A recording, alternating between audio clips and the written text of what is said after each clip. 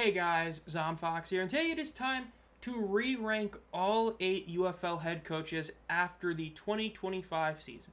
We started this last year where we ended up looking at our 2024 preseason head coach rankings and updated it after the season. I figured it'd be a good idea to keep this up and do this every year. Now this year especially needs it because we saw not one, not two, but 3 different coaches. Now, technically Wade Phillips is still considered the head coach of the Brahmas, but I think to most people right now it is still Peyton Pardee.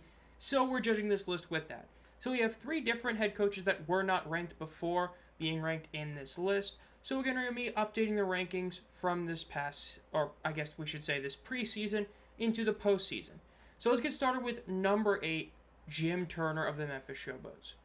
I know this might shock a lot of you. I've talked a lot of trash about 2 other head coaches in particular this season. So you might be shocked that I'm not putting either one of them at 8. But the reason is because I just don't even view Jim Turner as a head coach, period.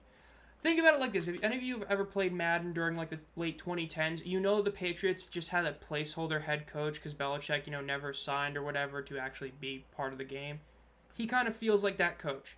He's just there. He's called the head coach, but he's not really the head coach.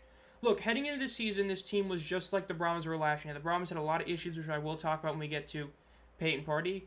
But the Showboats are built like them, where you had one guy in Ken Wisenhunt who was the offensive guy, and you had one guy who was the defensive guy in Jaron Horton. Jim Turner was just an offensive line coach. Then when Wisenhunt left, they made Jim Turner the head coach. Offense was really bad. And then they ended up bringing in Noel Mazzone to become the offensive coordinator during the season. So then you had a former OC in spring football become your OC during the season, and let's call it like it is, called a lot of shots. Those whole thing about changing different quarterbacks at the end of the season, that was definitely a Mazzone call to see what quarterbacks he wanted. And what it ended up being was you had 2 guys running the teams, and then you had Jim Turner just kind of being there. Now, this isn't like something that doesn't happen. Of course, the Detroit Lions. Famously, this past few seasons, it's been a Ben Johnson-led offense and an Aaron Glenn-led defense. Dan Campbell, relative to other coaches, really didn't do a ton. But he still had that aura and still had that feeling of control over the organization. Whereas Jim Turner, he just feels like a placeholder at the head coach position. It feels like they knew Jaron Horton could be the head coach, but he was already prepared to be the booth guy for the DC, and you're not going to have your head coach be a booth guy.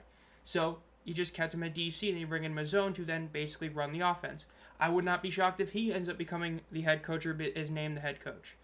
I feel like Jim Turner is the only one of the 3 interims that really deserves the tag interim head coach. The other 2 I do feel like have deserved to be called the head coach. Jim Turner, no. I think that if only one coach were to be swapped, I'd hate to say this, but if only one could be swapped, it'd be him, because I don't view him as a head coach. So, putting him at 8, coming in at last. Now, coming in at number 7 is going to be Curtis Johnson of the Houston Roughnecks. He moves up a spot. He moves from number 8 to number 7. Now, this was a bit of a debate between number 7 and 6, but at the end of the day, we'll get to is at 6. The guy at number 6 has at least won something. Johnson hasn't. Look, a lot of the things of this past season are very weird. Yes, they finished 5-5. Yes, that means that 2 of the 3 seasons he's finished with a 500 record. But this was a lot of it being in spite of him. It was more so of other guys like the defensive coordinator Tom Cable having a decent showing in this. It's a lot of it because Jalen McClendon ended up just falling into their lap. He was the QB3 and ended up being the best QB on the roster. That's not Curtis Johnson making a good call. That's him getting lucky that his 2 starters ended up getting hurt or played absolutely terribly in Anthony Brown's case to get into McClendon. So that's not really good coaching. Marcus Sims wasn't fully healthy with them, but even when he was playing, it's not like he was having the impact we expected him to have. You wasted another great season of Justin Hall. Your ground game still isn't what it was back in 2023 with Mark Thompson being healthy. And again, your last 2 wins were against backups in the last 2 weeks of the season. It's hard to look at this team and Curtis Johnson say, yeah, they're trending in the right direction. I think at the end of the day, you still need to get a new coach. I think there's really 3 teams that need a new coach, and they are definitely one of them. I think a lot of just Houston fans are getting really sick and tired of watching this Roughnecks team year in and year out. And the worst thing that could happen is, like I said, could happen, which is they do enough at the end of the season to make it appear like Curtis Johnson did a solid job. This 5-5 record was really in spite of him. His challenging wasn't good. A lot of his decision-making wasn't great during the season. A lot of issues with this team that really fall on him. Again, a big thing I talked about was the staff construction. This team changed almost nobody on the coaching staff. They overhauled their roster, got a new GM, and all it did was bring him back to being a 5-5 team, and that 5-5 is an inflated 5-5 because you won 2 games against teams that already clinched a playoff spot. So I don't really think you should give him a ton of credit for that, but I do think that he is a slightly better coach than Jim Turner because at least I view him as a head coach. It's not a good one, but it's still, I view him as a head coach, unlike Jim Turner. Now, coming in at the number 6 spot is going to be Bob Stoops. He falls 2 spots, and I think that everybody agrees with this. Now, look, the reason he's above him is because he did win a championship in 2023. But there is one thing that is sad to say. Regular season-wise, Curtis Johnson's been more successful. When you look at Bob Stoops, he coached in 2020. I usually do not count 2020 XFL stuff because it is not the same league as this. But for Stoops, it does matter. Because even then, he wasn't above 500 as a coach. He has never finished a season with a truly positive record. He has only finished 500 twice, and that's only if you count the playoff games in 2023. Now, even that playoff run and the fact he won a championship, a lot of people would say, well, let's say this. Everybody would say that that championship is one of the 2 least valuable championships won. Obviously, because you had 2 different leagues competing with talent at the same time. Didn't have all the best talent in one league. So, obviously, that and the USFL's 2023 season were the weakest. Then the argument depends on what you say. I know a lot of people would say that the USFL was better because you had a lot of teams coming for a second year. Bottom line is, it's one of the 2 least valuable championships, one of the 5 that have been won. Now, number 2 is the fact that you won that mainly because of Luis Perez, who you lucked into getting because the Vipers made one of the worst trades, well, the worst in this era of spring football history, trading a linebacker that would do virtually nothing on Vegas. Well, nothing compared to what Luis Perez would do. So, is it that impressive? And even that playoff run itself is not as strong as I think people remember. The Houston Roughnecks were good, but a lot of people forget that that Roughnecks team, they lost 3 games. They were to the 3 best teams in the other division. The Dragons, the Battlehawks, the Defenders, they lost all those games, meaning that their 4 real battles, they couldn't win. And DC had already proven to not be this unbeatable 9-1 team. They struggled against certain teams, and again, you had a game like the Guardians won. So it's not like that one where it was impressive, it's not like it was insane, because we'd also seen a truly great team fall to a team nobody really thought they'd lose to, like when the Stars beat the Generals the year prior. So the playoff run wasn't the most insane. The season was one of the 2 weakest seasons in terms of a championship won. It's still a championship. Again, it's like I do the Stallions. It's still a championship. But then you have the fact that the year after winning the championship, you went 3-7, whereas the Stallions won the title, which reinforced their win the year prior. The Renegades didn't. Then you have the issue of so many choked games. This season alone, the Michigan Panthers beat you despite you knowing that they were going to hand it off to Toa Tao back-to-back plays. You couldn't stop them. You choked against DC, blew a 15-point lead. Luis Perez, now this one's more so in Perez, but Luis Perez doing the fake spike against another game you did choke. Then last year, you lost 3 games on last-second field goals. At the end of the day, when it's back-to-back years, you're blowing pretty much every game because of just random stuff. It falls on coaching. 0-4 in the red zone against Birmingham this season. Even the game against Birmingham last year, it was close until you let that deep touchdown happen at the end of the first half. So when you look at it, regular season, his best season was 5-5. Not that impressive. He's a legend in the college game. When it comes to spring football, the Renegades need a new coach. The decision to trot out Perez again in Week 10, just to basically get his stats padded, career stats and season, wasn't great because now you don't fully know what you have in your backups. And again, that's part of the reason why Lindsey Scott didn't come back, because he knew he wasn't going to be starting. So why not take a coaching job? So number 6, Bob Stoops. Now coming in number 5 is going to be Peyton Pardee. This is definitely a contentious one. I know a lot of people will probably, again, these bottom 4, you really could put him in almost any order. To me, I think he is the best of these 4 and deserves to be the head coach next season. Now, the main reason why is because of the fact that this team was a mess. Depending on who you ask or who you believe, it is possible that you had an offensive coordinator that almost no player actually liked. You had a head coach who just straight up wasn't there. And then Peyton Pardee just out of nowhere is told, hey, you're head coach now. And coincidentally, as soon as he's running the offense and the head coach, the team actually has 2 of their best offensive days of the entire season. So, depending on who you ask, essentially, AJ Smith had a lot of issues with Wade Phillips and the GM on certain players being brought in. They wanted AJ McCarron. Well, he wanted him. AJ wanted him, but the GM didn't. They wanted to stick with Kellen Mond.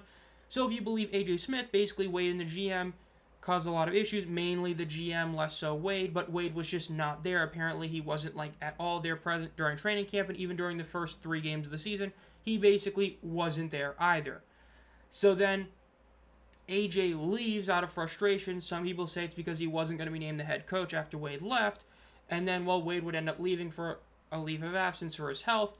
Peyton Pardee becomes the coach, and the team still is bad, but at the end of the day, they have some of their better games. The last 3 games AJ Smith coached the offense were them getting shut out in a championship and them putting up less than 10 points against Arlington and St. Louis. There was a lot of issues with this team. Then you have Bryson Elaine, had that whole rant on early May where he basically threw a lot of people under the bus, but mainly was AJ Smith last season. Kellen Mond basically was throwing him under the bus after he was on Matty Fresh's podcast. It was an absurd situation. And despite that, Peyton Pardee would have to take over being the youngest guy in the league at head coach, and I think was the youngest ever to win a game as a head coach in a pro football league like this. It just is insane. I think he deserves a second chance with this team. While there were a lot of bad games with him as coach, this team was really bad. The defense was nowhere near as good as it was last year, and a lot of that was because Wade Phillips not being there. Linebackers were still great, but outside of the great pair, it was pretty rough. I think he deserves to come back as a head coach, have a full offseason and a full season to see what he could do. He was thrown into not a bad, not even terrible, but an abysmal situation where you had so much chaos going on and basically what turned out to be a lot of finger pointing, where the fact he was even able to win a game is impressive. So I have him at 5. That's where Pardee goes. Number 4 is Anthony Beck. Now, Beck moves up kind of in spite of what he did this season. Look, in a lot of ways, it's pretty wild, but you've got really the top 3 coaches, Beck and everybody else. Look, Anthony Beck is Mike McCarthy. I know the joke's been made 1,000 times during the last basically 6 weeks, but the Battlehawks are like the Cowboys, and he is like Mike McCarthy. Great regular seasons, and then when it matters, the team falls apart. If you count the Week 9 game against the Dragons, because a lot of people forget this, the 2023 game against the Seattle Sea Dragons in 2023, if the Battlehawks won that game, they would have made the playoffs. They ended up losing that game at home while getting crushed. It was a bad loss. Then, in 2024, they had a great regular season. Then they played the Brahmas in Week 10. The Brahmas were really banged up, and they beat them. It wasn't like they beat them, but they won the game despite the Brahmas being significantly hurt. Then they get healthier in the playoff game, and they get crushed. The final score does not indicate how bad of a beating that was because the Brahmas had a literal fumble touchdown given to St. Louis, like when Manny Wilkins tore his Achilles this season, to where they really didn't earn the touchdown but got it, made the score closer than it was. Then this season, great regular season, made it to the playoffs again. At home, again, DC obliterates them. Now, that would already be a big issue, but the other big issue is the A.J. McCarron decision. The reason to get rid of AJ was mainly due to them wanting a dual-threat quarterback. Take a wild guess what kind of quarterback ended up being the best one the Battlehawks had all season. A pocket passer in Brandon Silvers. No disrespect to Manny Wilkins. I hope he recovers from that injury. But once we saw him play a real team, because again, Houston's defense ended up being solid, but week 1 was just really rough. And then the Brahmas, we didn't realize how bad they would be. Once he was playing real defenses, he really didn't look that great. Max Duggan had a couple of moments, but overall didn't look that great. And Brandon Silvers, when he did play, looked really solid. Even in the playoff game against DC, he was the one who actually put together back-to-back solid drives. Then he got hurt. The team was screwed. So take a guess who they probably would have loved to have. A.J. McCarron. Even though I still stand by, he was definitely overrated after the 2024 season. He had a good season. People acted like he was an MVP candidate. He was solid. But I will also stand by saying that if he was on this Battlehawks team, there is a very real shot they would have beaten DC and made it to the championship game. So your whole decision-making of getting rid of a pocket passer to get a dual-threat quarterback ended up backfiring on you because a pocket passer that was still solid in Brandon Silvers, but worse than the one you had, ended up being your best quarterback. The Battlehawks have had arguably the most talented roster outside of Birmingham every single year. The defense, pretty much every big-name player has been on the roster for the past 3 years. If anything, they've been added to, like when Peta joined them. The offense has had a great receiving core. Even though certain guys don't work out, the overall core has been great every single year. You've had Jacob Sailors, who, while having a down year, was still the best running back in the league.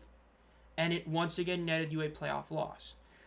Now, he is having regular season success, Anthony Beck, so he has to be credited there. But what it comes down to is that there is a very, very big distance from him to number 5 and to number 3. He is pretty much set in stone here at number 4, as he is clearly better than the other 4 guys mentioned, despite Stoops winning a championship. But he is clearly far below guys in the top 3 who have proven that they can win in the playoffs or have proven they can make turnarounds on franchises. Because again, while they have talented teams, I think a lot of people would say talent-wise, the Battlehawks are, again, more talented than every team outside of the Stallions, maybe, depending on certain years, yet they've accomplished less. So Anthony Beck gets the number 4 spot. Number 3 is Mike Nolan. Hate to say it, but the somewhat down tone I have is going to continue because Mike Nolan moves down a spot, and this isn't just because the guy who comes in number 2 earned that spot, it's because Nolan kind of coached his way out of that spot. Now look, let's just get the thing out of the room, right? I forgot what the saying is. Let's get it right out of the room. The decision to continue playing Danny Etling week in and week out the first half of the season was inexcusable. Once Danny was hurt and the team was undefeated with Bryce being the full-time starter and was the clear-cut MVP frontrunner, it should have been very obvious to keep him as the starter. Instead, they continued this weird decision to just play Danny Etling. It arguably cost him against the Battlehawks. He nearly cost them other games. Hell, even when he was starting because Bryce Perkins was hurt at the end of the season, he wasn't playing all that great. It was terrible. Now, at the same token, they finally beat the Stallions. For the first time ever, they beat Birmingham in the playoffs. Mike Nolan has done, in terms of a pure, what would be defined as a coaching job, he has been the best coach in this league, and it's been by not a country mile, but about 7. Because he's the only guy that took over a team that was terrible and has made them better every single season. Now again, obviously in terms of pure what they've done, Skip Holtz has done more, but from a coaching job perspective, he's done the best. He took over a terrible 2-8 Panthers team that was led by Jeff Fisher, made him go 4-6, which included them winning a playoff game, essentially, against the Stars in Week 10. It was a win and in or lose and out game. To make the playoffs, they beat the Stars and made it to the playoffs. They then lost to the Maulers. Now, the next season, they actually finished with a great record of 7-3. Then they lost to the Stallions. But instead of losing to the team that would lose to the champion, they lost to the team that would win the championship. Then this season, they fell to 6-4, with the caveat being the last 2 weeks of the season straight up didn't matter for them, so it's a bit forgivable. Then they would finally beat the Stallions and make it to the championship game. So yes, I know the joke that most people are saying is that they're a lock to win the championship, much like the Kings are a lock to lose the championship because they signed Corey Perry, because of the fact that, in theory, the Panthers are going to win it. Now, also could be they will finish 9-1 or 10-0, win the first round and lose in the championship. That would also fit what Nolan's done. But the fact is, the reigning coach of the year made a really poor decision-making with his quarterback play on who he was playing, and they did lose the championship. And they lost it to the guys at number 2, Shannon Harris. Moving him to number 2. Now, this is a 4-spot improvement versus where Reggie Barlow was, and this is fully deserved. Shannon Harris had to take over this team right before the season started. It was like a week before. Now, again, we've seen similar things happen with Jim Turner and, of course, Payne Party. But the difference is he then had to play the Birmingham Stallions in Week 1. The DC Doormen. They got the upset win in Week 1. It was huge. But then early on in the season, Greg Williams would leave to Tennessee State University, where Reggie Barlow went. So now we had a new DC. Now, yes, it was Greg's son, Blake. So it's not like it was a massive change, but it still was a new defensive coordinator during the season. Despite that, they finished 6-4. Again, lost games that didn't really matter at the end of the season. They finished 6-4, made the playoffs, and won it all. They won the championship. They beat the Battlehawks handily, and while it wasn't as handily, they still beat Michigan and clearly were the better team. Again, a lot of his coaching is... they lost Ty Scott for most of the season, and Teamu still had a really efficient season from an interception standpoint, and a lot of that does fall on coaching. Shane Harris is able to take over this team and make them into winners. It is insanely impressive. Considering the fact that this team, right, when they went like 9-1, got beat pretty badly in the championship game, and the fact that last season they were just not really that good a team. Yet this year with Shannon Harris, they were able to not only improve as an overall team, but have specific players improve despite injuries. Again, Abram Smith never really looked like his previous self, and Ty Scott was out for like most of the season. Yet you still had improved play from Te'amu, even though his accuracy was horrid heading into the championship game, which he then had an astonishing game. But during the season was wildly inaccurate, but still didn't throw many interceptions. That is very telling considering you also lost your best overall wide receiver. Now, Chris Rowland still had an incredible year, but best wide receiver was hurt for most of it. Impressive. This team was not supposed to be that good this year. Again, I believe they were going to be the worst team in the XFL by a wide margin. Again, we didn't know what was going on with Brahmas, but even with that hindsight, they were expected to be the second to worst team in the XFL and instead ended up winning it. Shannon Harris deserves the number 2 spot, but number 1 is still Skip Holtz. Let's call it like it is. If you overreact and move him down, it is overreacting. Skip Holtz is still a 3-time champion as a coach in spring football. His worst season ever was this season where he went 7-4 if you include the playoffs, which is still better than Bob Stoops' best season record-wise, still better than still better than C.J. Johnson's best record, is still better than Mike Nolan's best record, as his best record was, well, actually, it's tied with Mike Nolan, technically. So it's tied with, actually, no, it is worse. I forgot he went, yeah, it's tied for Mike Nolan's best season. That was Skip's worst. He finished 9-1 twice, 8-2 once, and then 7-3. And that's despite having this many quarterbacks play. Again, Andrew Peasley basically showed up and got hurt. Alex Magoo played one game, didn't look good, was starting in a second, got hurt. Matt Corral, most people probably don't even remember how long he played because, again, he was hurt like that. Jamar ended up playing most of the end of the season and looked really good. Now in the playoffs, questionable decision-making and benching, but he had done it before with Matt Corral and it worked. This time it didn't. Case Cook has also played, and that was something not many people expected. 5 different quarterbacks played, and they still ended up finishing 7-3, winning their conference and making it to the playoffs. Yes, they'd lose. Skip's still number 1. The only way Skip moves down is if either he retires, leaves the UFL, or the Stallions fall off a cliff next season, and Nolan or Harris win the championship. Like, legitimately, it's hard for me to view that if he were to go, like, 1-9 and Anthony Beck goes 9-1 and wins a championship, that I still wouldn't have Skip above Beck. Like, I think that Nolan and Harris have a chance to overtake him for number 1. They have their work cut out for them. Skip, still number 1. I think it's very easy to keep him at 1. I think it's very deserved and obvious to keep him at 1. I think putting him anywhere else is overreacting to them losing in the playoffs. His best season is still, or his worst season is still better than pretty much every other coach's best season, literally minus Shannon Harris this season because he ended up, actually winning the championship. Nolan for being tied, and depending how you view Stoops, but if you view it by overall record, still better. So, that's my list. Let me know down below what your thoughts are on this ranking.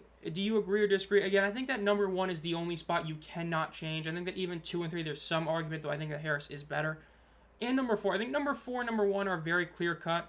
Let me know what you think down below. Make sure you subscribe to the channel, hit the bell so you're notified when I upload any videos. Think about becoming a community member. Be on the, I don't know when this video is being posted, but be on the lookout for the membership, or not the membership link, but the link to join my fantasy football league for the NFL's 2025 season. As always, guys, have a great night.